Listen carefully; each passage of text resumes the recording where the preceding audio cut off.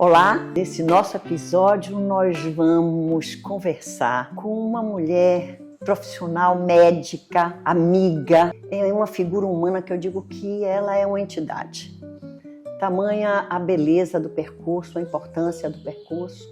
Alguém que tem uma vida dedicada a causas, a uma medicina, a um olhar de saúde pública, que faz de Ana Maria Fernandes Pita essa grande mulher brasileira, a Ana, e que hoje nós vamos conhecê-la.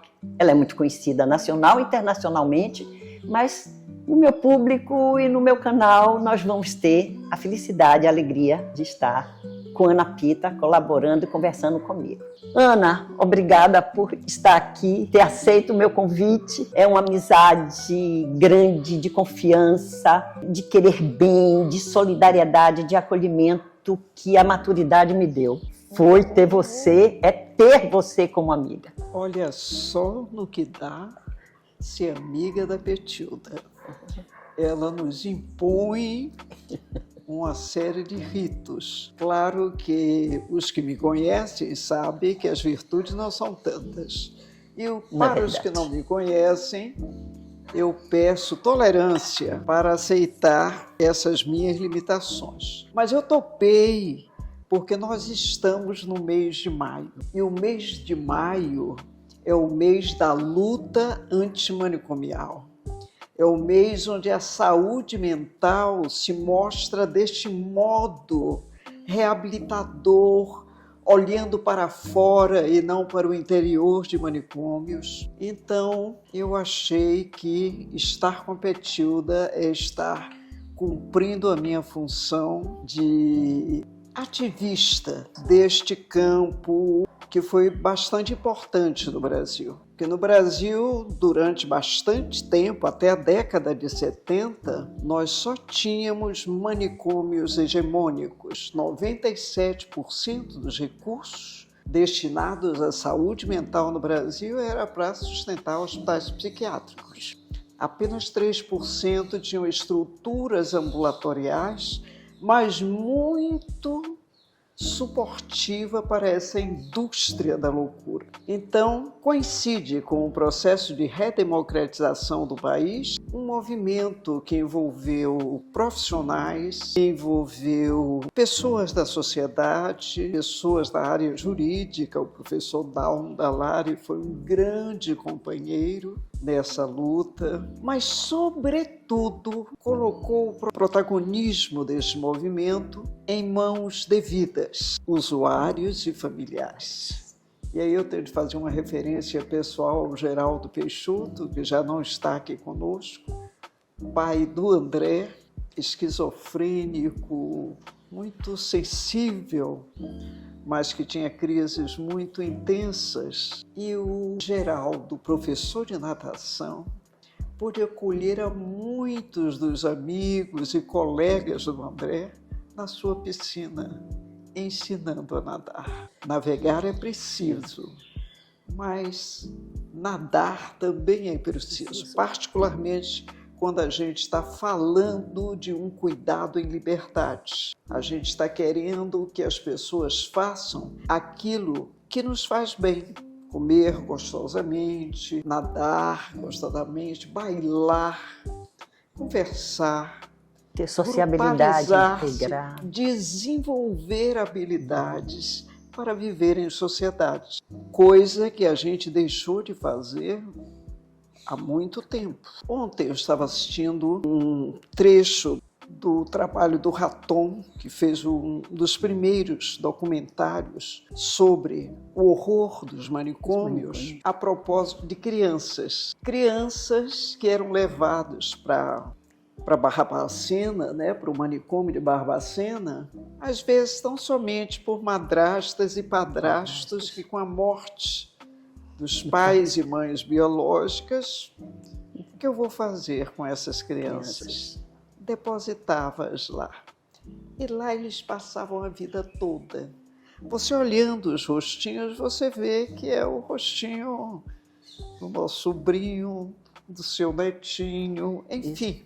Isso. Não havia patologia que justificasse tamanha aquela intervenção. crueldade, aquele tratamento desigual. Então, eu vou falar um pouco de mim. Nós estamos aqui no Rio Vermelho, em frente à casa do Jorge Amado.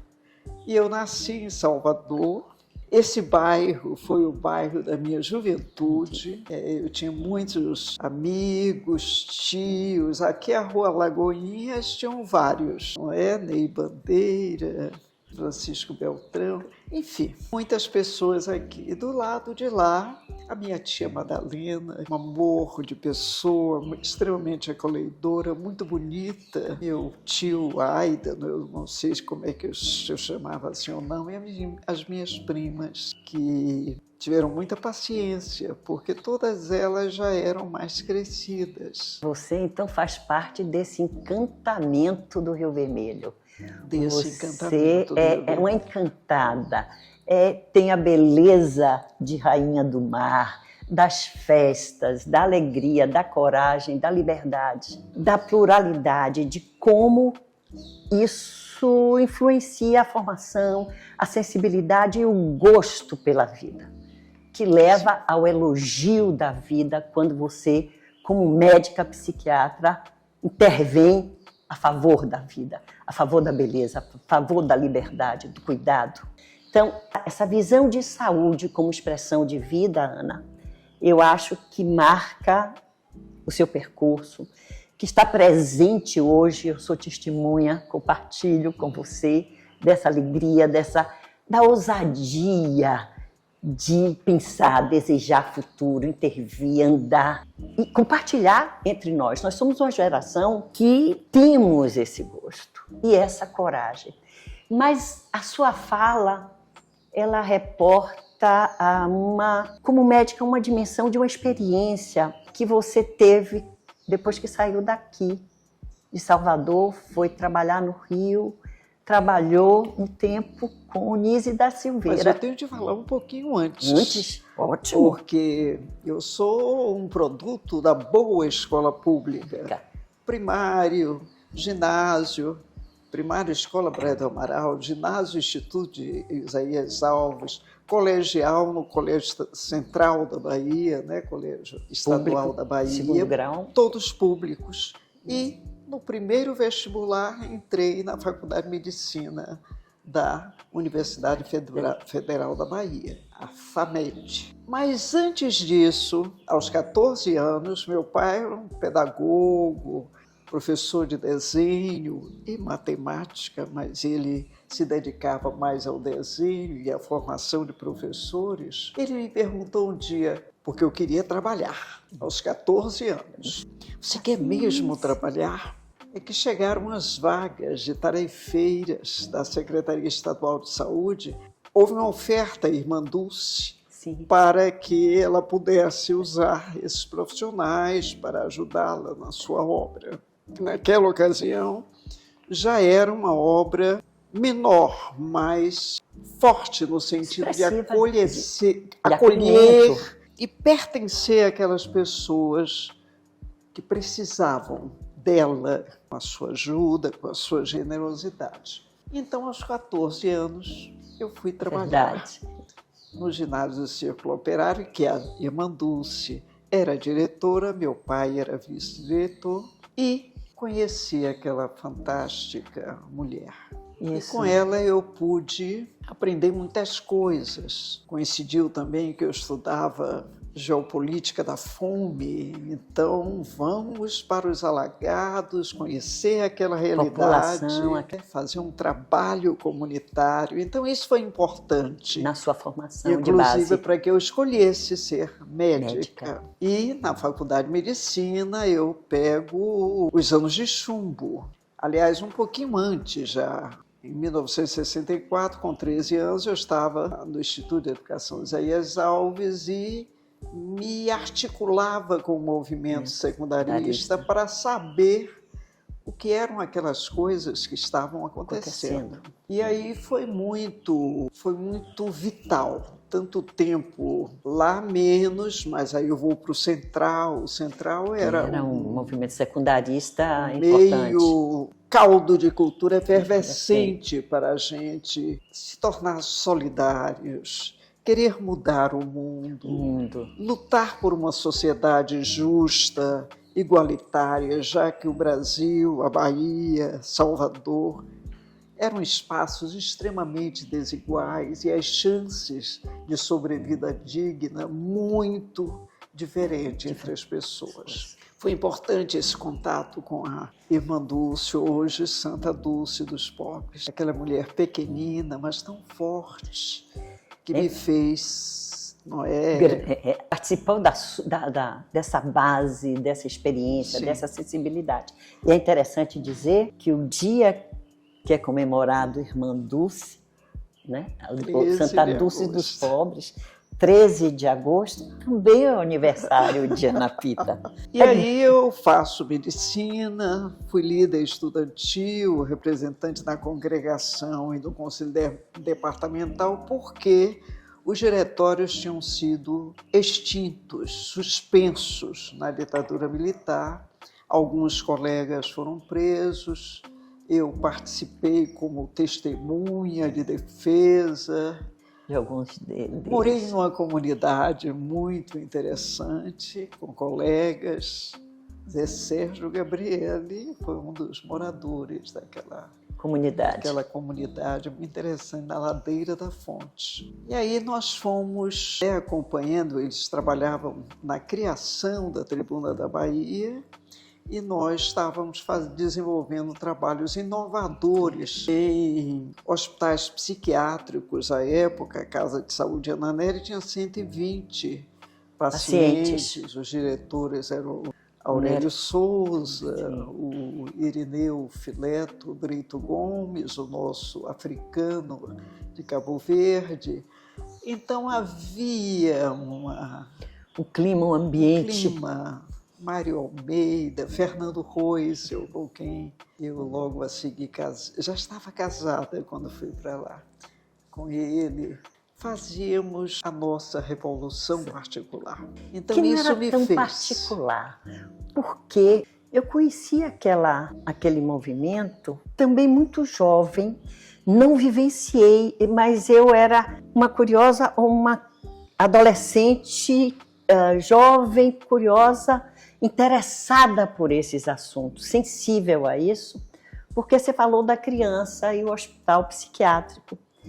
Eu, como criança, ia aos hospitais, tanto o Hospital da Bahia como o São Paulo, eram dois hospitais psiquiátricos, onde meu pai esteve durante 20 anos, entrando com 26 anos de idade, saindo mais de 20 anos depois.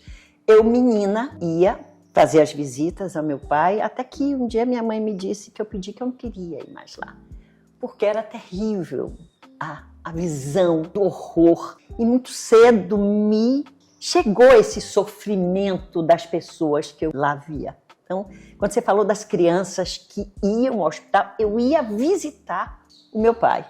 Então, isso, tudo que diz respeito à doença, eu acho que é desejo, percurso, nós sermos tão amigas, porque é algo que estava escrito. Está emocionada. Nasceu aí um ativista antimanicomial, porque aquele lugar não é lugar de vida, é lugar de morte, é lugar de desamor. O Rotelli falava, é um campo zero de trocas. Você sente que não tem ligação com aquilo que está acontecendo. Muito bem, talvez quando eu entrei também devo ter sentido coisas parecidas, sim, mas nós tentávamos mudar. Eu me lembro perfeitamente das nossas iniciativas coletivas de jogar areia no aparelho de eletrochoque para não aplicarmos eletrochoque prescrito pelo psiquiatra da Marinha, que ia lá e prescrevia para todo mundo. e reclamava muito. Os nossos diretores de hospitais, o Aurélio Souza, o Irineu, ouvia muita reclamação de por que esse aparelho está sempre quebrado. Nós quebrávamos sempre. Fazíamos também formação em grupos operativos com Emílio Rodrigues, que estava chegando aqui, fugindo da ditadura na Argentina. Nós tentávamos criar revoluções micropolíticas, contra-reforma, micropolíticas para uma revolução, porque naquela ocasião reforma era muito pouca coisa. A gente queria revolucionar. Sim. Não dava para ser ajuste. Foi intenso durante o curso médico. Ao me formar, tínhamos todos que fazer residência no Sul.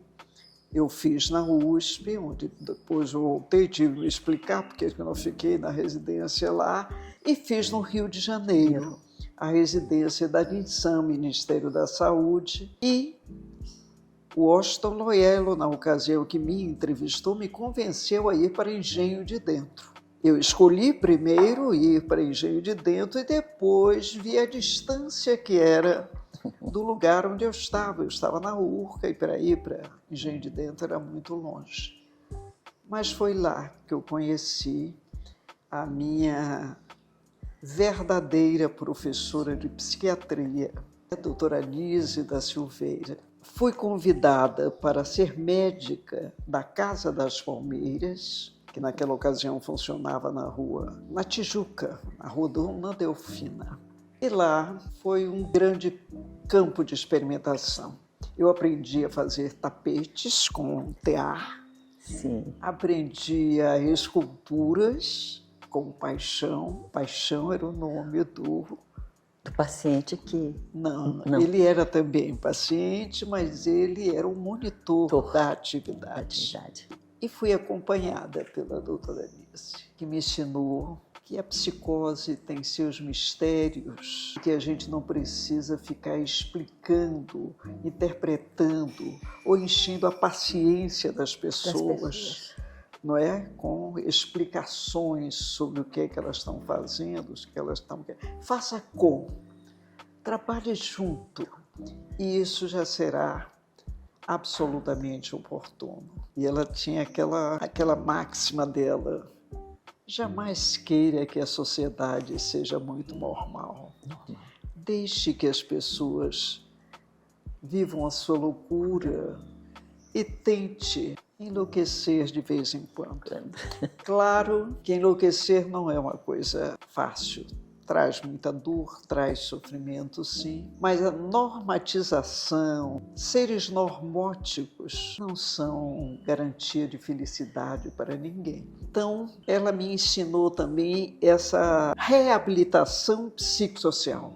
As pessoas não precisam serem tratadas em oficinas, né, onde entra, com máquinas, né? Entra, repara e sai. Bom do outro lado. Não. As pessoas precisam viver do jeito que elas podem viver.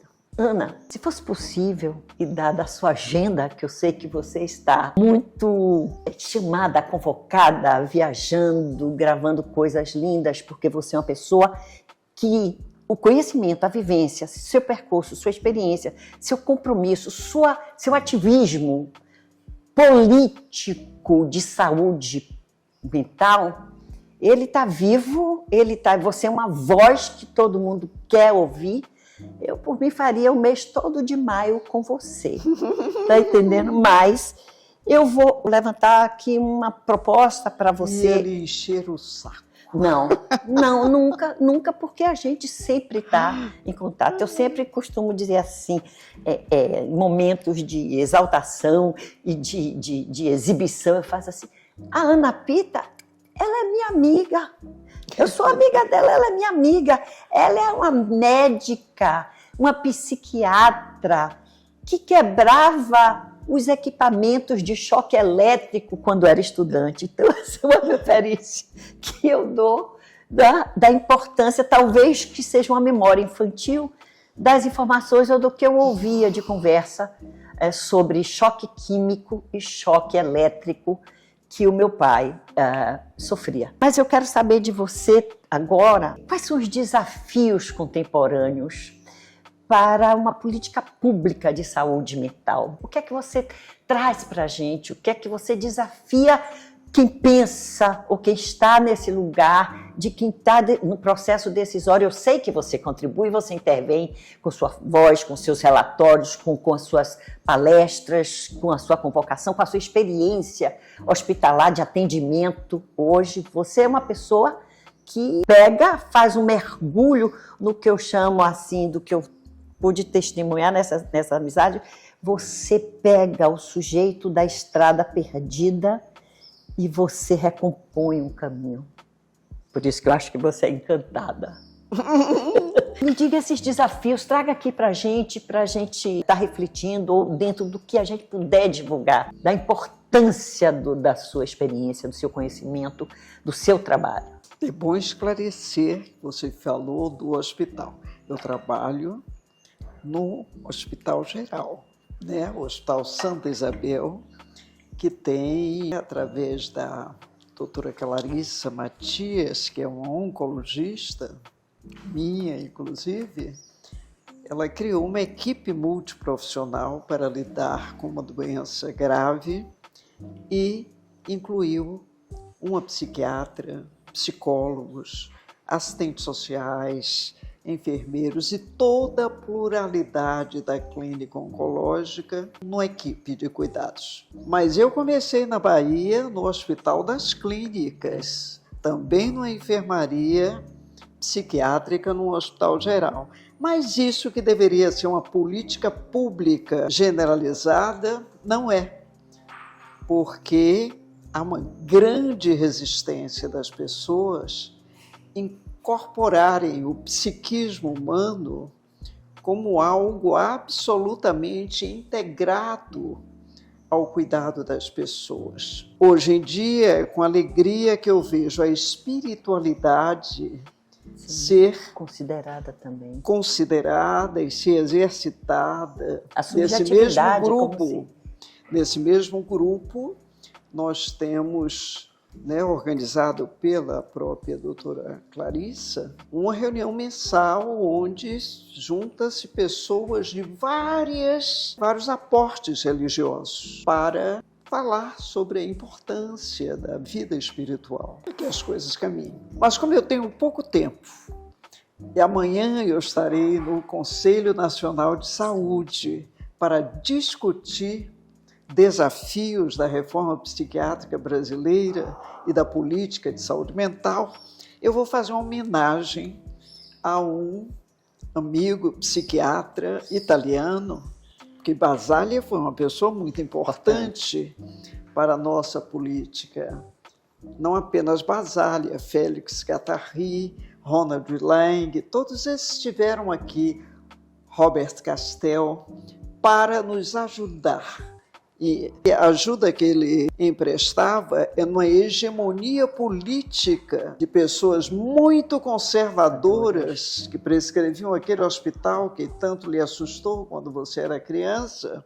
A liderança mais jovem, psiquiátrica, na qual eu estava incluído, Pedro Gabriel, João Ferreira, Sônia Barros, que está agora coordenadora de saúde mental, não é? Um pouco mais novos, Mônica Nunes aqui, João Mendes. Essas pessoas vinham dizer, é isso mesmo que tem de acontecer. Sim.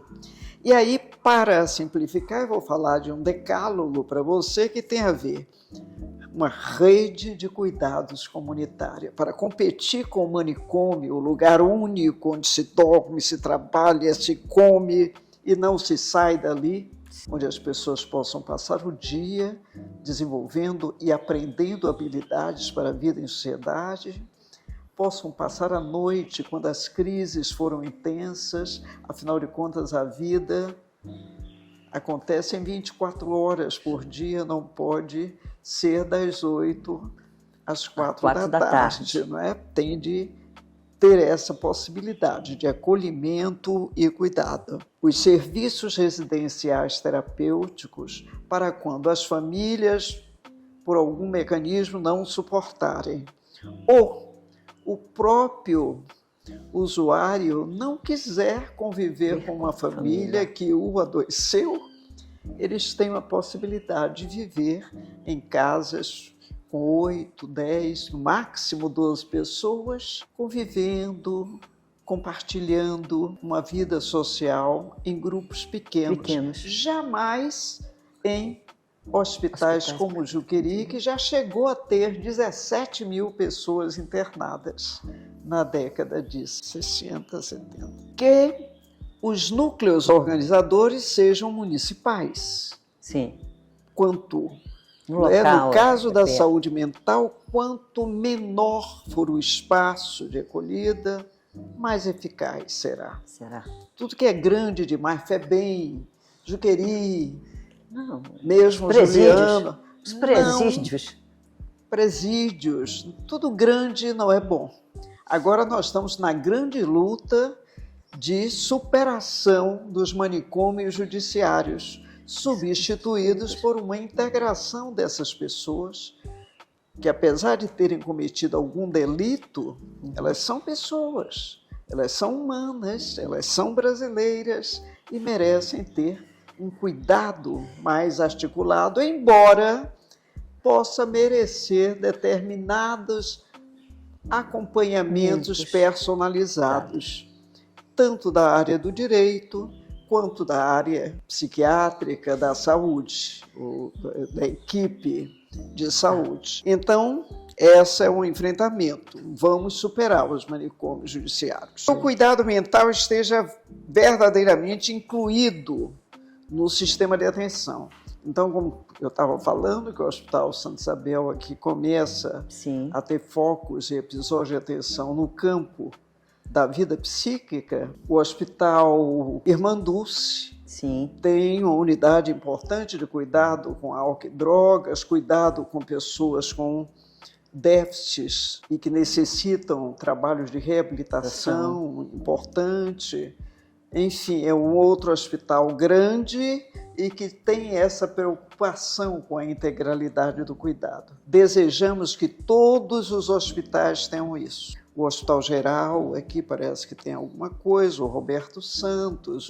Vamos botar cuidado mental, cuidado psíquico em todos os espaços de atendimento da cidade. UPAs, centros de saúde, centros de atenção, embora centros de atenção psicossocial mais específicos sejam necessários, porque há demandas. Tem demanda disso. Não é para isso e é importante. Pelo seu depoimento, eu estava pensando, quando a gente pensa que são grupos, mas é importante o ativismo que se constitui em ação política de cidadania ativa, que se ergue o quê? Algo que está no direito escrito, mas que vocês fazem criar vida, dão oxigênio, que é a questão da dignidade humana. O acolhimento, nesse campo, se ergue a dignidade humana, se ergue o direito humano. Então, esse é um trabalho interdisciplinar e do ponto de vista do direito, o que a gente vê é que tem que ser garantia do exercício dessa dignidade humana, que está como direito fundamental e de direitos humanos. Sabe quem é que garante esses direitos fundamentais? Usuários e familiares organizados. Aqui na Bahia nós temos a AMEA, Associação Metamorfose Ambulante, que organiza um grupo importante de pessoas como Leide, como Eduardo Cárliga, enfim, como não vou falar muito, senão eu vou cometer a injustiça do esquecimento. Gente se trata com gente. E nessa tarefa, trabalho, e aí eu estava falando para você nessa conversa anterior, sobre o projeto Gerar da Universidade Federal da Bahia, que a Mônica Nunes coordena com o grupo AMEA de usuários, se reúne lá, de usuários e familiares. Então, esse caldo de cultura, de movimento social, de participação dos interessados é fundamental. Então, eu gostaria que realmente o mês de maio fosse um mês da celebração de toda esta luta, Essa motivação. para que retomemos, porque tivemos retrocessos, estamos voltando agora a reativar todas as forças necessárias a uma mudança substantiva da saúde mental no Brasil. Obrigada, muito obrigada pela sua vida, pela sua existência, pela sua disposição, motivação. Obrigada pela amizade. Aguardo vocês no próximo episódio.